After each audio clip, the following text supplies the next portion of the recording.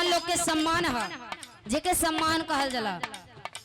और पुष्प की पंखुड़ियों में गुथा हुआ हार सादर 501 रुपए का महान आशीर्वाद। समय का बड़ा अभावक का हाँ झटके में तू जब इलाहाबाद में गए तू तो हम तोरे यहाँ झटके में टेंशन ना कर कहे कोनो दुल्ही और दुल्हा के बात बा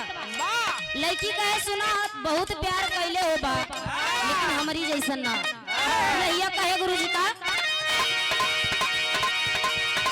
हमारे दिल के दर्द कहे हमारे दिल के दर्द तोहरे दिल में जानता हमारे दिल के दर्द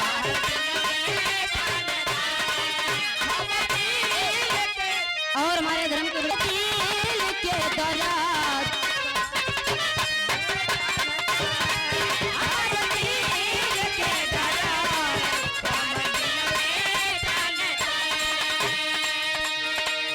जनवों से भी बेसी पागली तो हो के मानता जनवों से भी बेसी पागली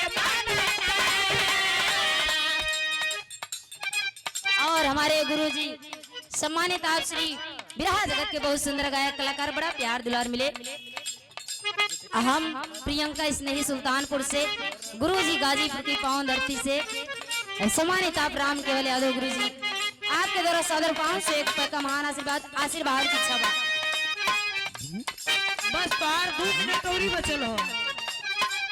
क्या चाहता है ना यही सम्मानित आप श्री बिरहा जगत के बहुत सुंदर गायक कलाकार गुरु जी के शिष्य हुए बबलू लाल यादव जी इतना ना जल्दी बाबा की नमो भूल जाए हमारे गांव का बुलाती हुआ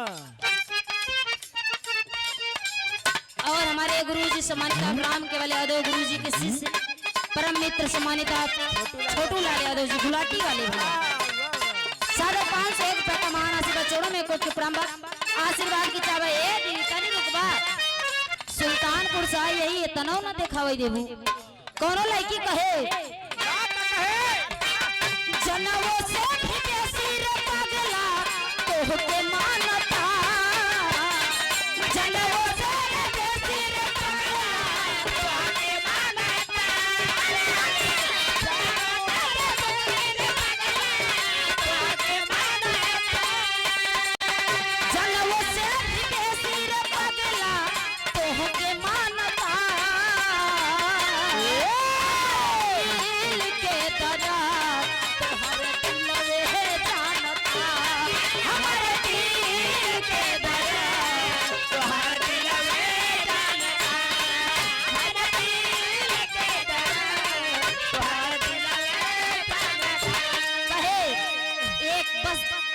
एक लाइन कहे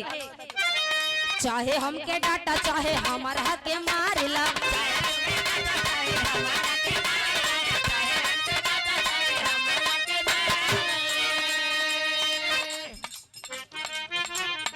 माधव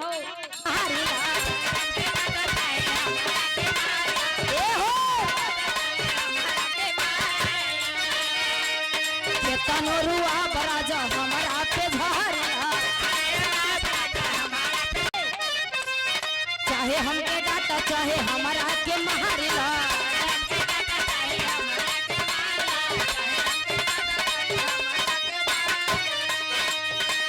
के तनोरुआ बराजा हमारा पे झारेला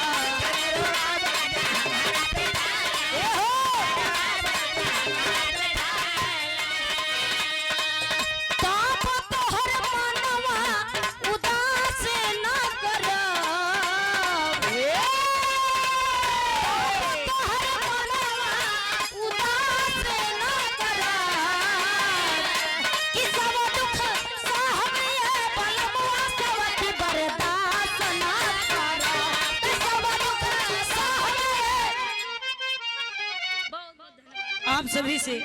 प्रियंका हमारी छोटी बहन है बिरहा गावे बदे